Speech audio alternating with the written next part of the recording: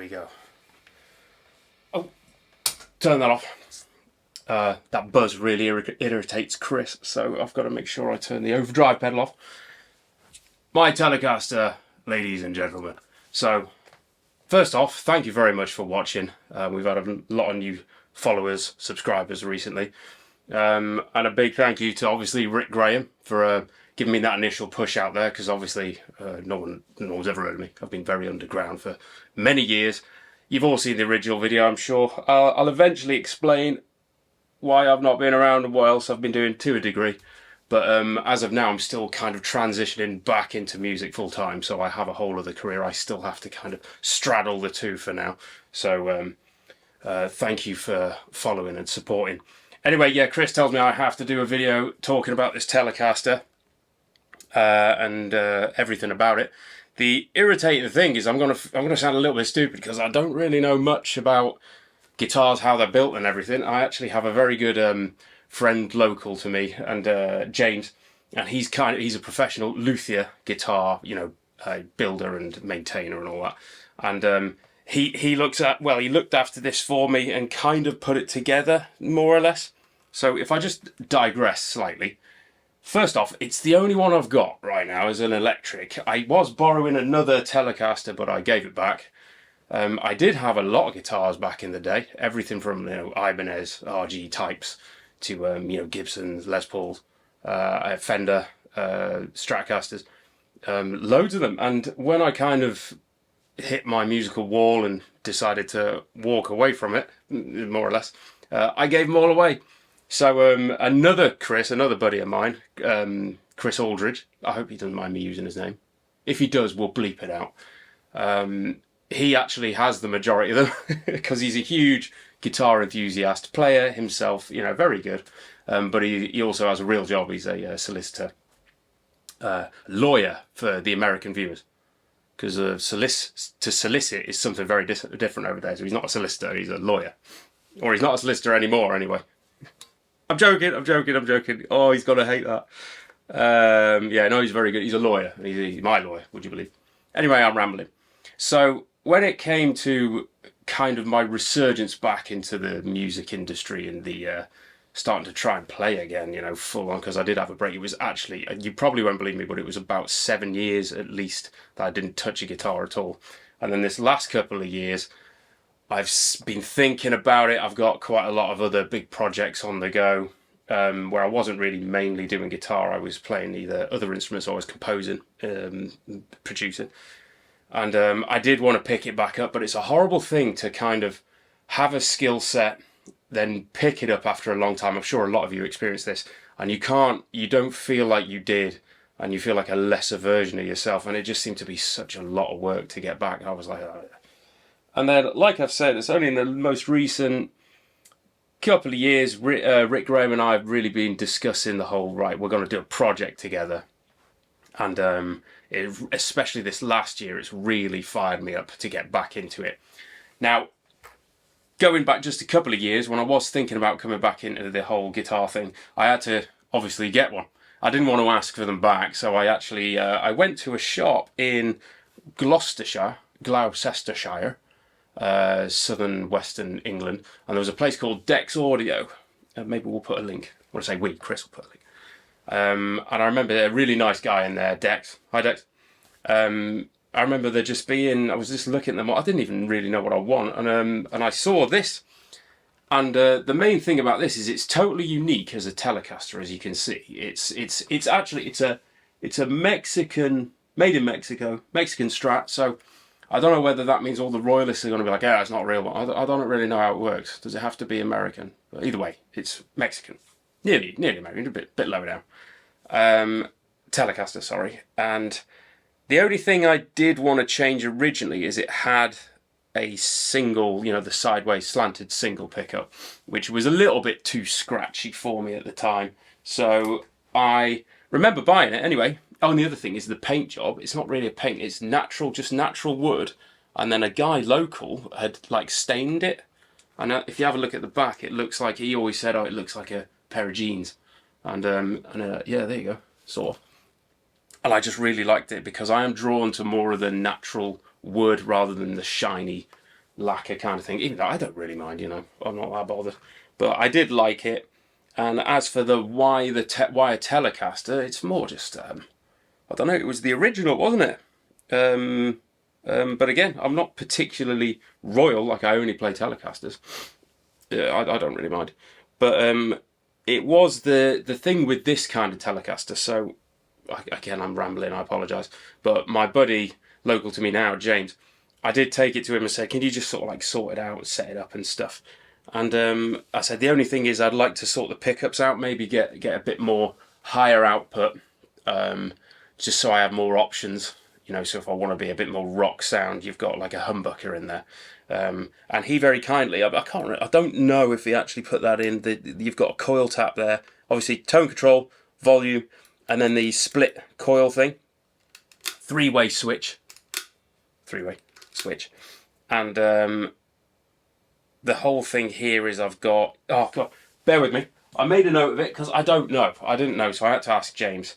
I've got this right here is an Oil City Blackbird pickup, okay? And I think they're quite a local organisation, British, I'm pretty sure. But he chose it for me. He just said, "Oh, if you want a good high output one, I know some guys who are really good and give you a good high output with the coil split capability." So that is an Oil City Blackbird, and I love the name as well. I was like, oh yeah, that sounds cool, doesn't it? Especially, you know, Blackbird. It could either be a bit of the old Beatles, couldn't it, or a bit of, you know, or Alter Bridge. Yeah, love Alter Bridge. Hi, Mark. And then DiMarzio Cruiser, we think, but it's definitely DiMarzio. It says DiMarzio on it. Look, and the thing with that is it gave me the. I did say, as you know now, one of my hugest idols was Andy Timmons, and it gave me that Andy Timmons vibe, especially that neck. So if I just let you hear a couple of things, if I just use a very basic sound here. So with the coil tap on, it splits them both into just the single variants. So you've got that very twangy.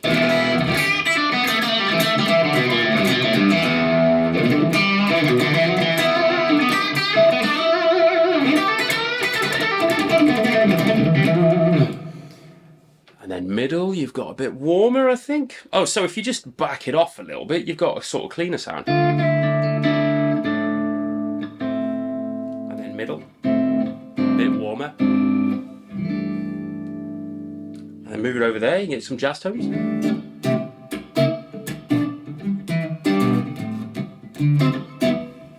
Not that I'd want to really, but you know, you never know. Crank it up a little bit and still on that coil sound there, you've got that.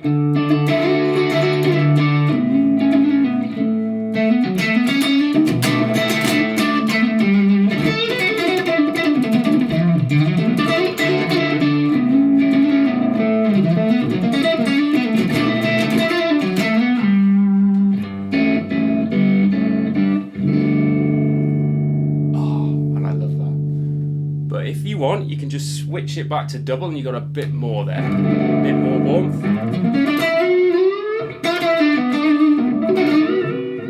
Don't know what that was, sorry.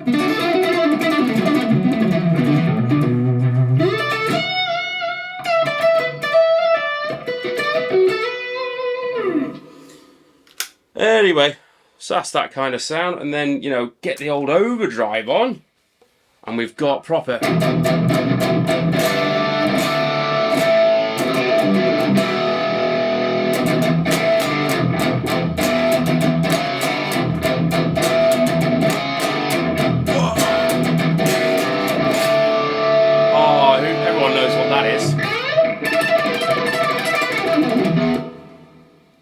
Well, that was a pentatonic scale, but that's Dream Theater there, wasn't it?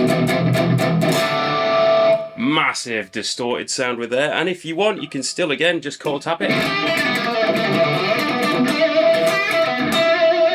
And that's I love that kind of twangy old school Paul Gilbert sound. He'd use that as well and get that, like I say, all that machine gun sound.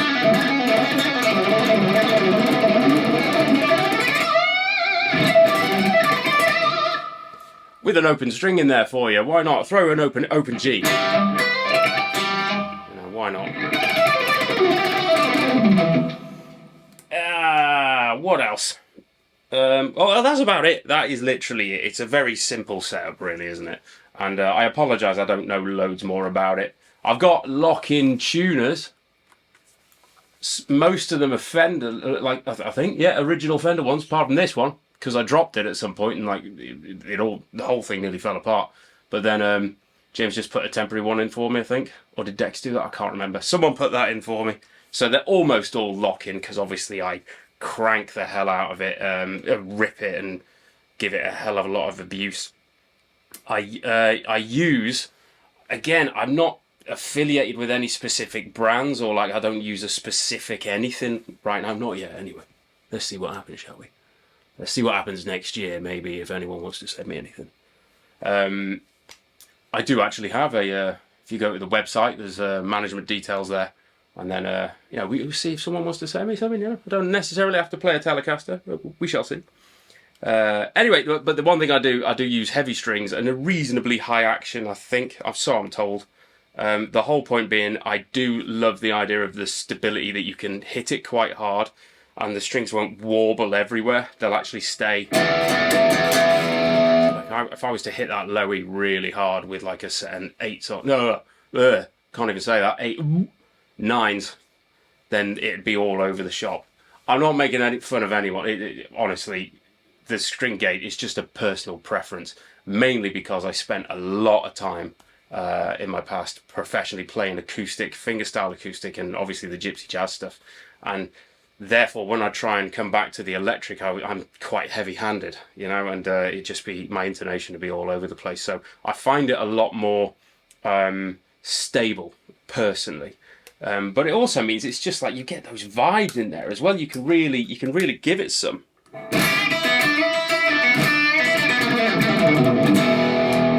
Coil tap it.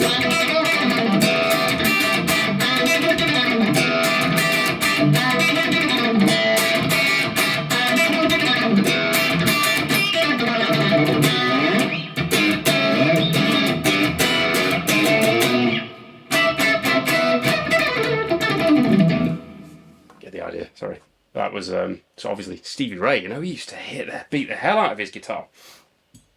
Anyway, so yeah, again, apologies, I don't know loads more. Maybe a lot of you guys can actually type in the comments what's going on with this thing. But I do love it. But like I said, it's because it's the only one I've got right now. So you'll see it in pretty much every video for now. For now, we shall see. Last thing I can say about it is I forgot. That's probably all of it. Anyway. Okay, hope you enjoyed that. Apologies. Right, I'm going to crack on and let's see what else I can get done. But in the meantime, thank you very much for watching. I hope you're enjoying it. And loads of stuff coming up in the future. Like I say, collaborations, but the main priority right now is the mine and Rick's project. So with that, I shall leave you all. And again, thank you very much for following.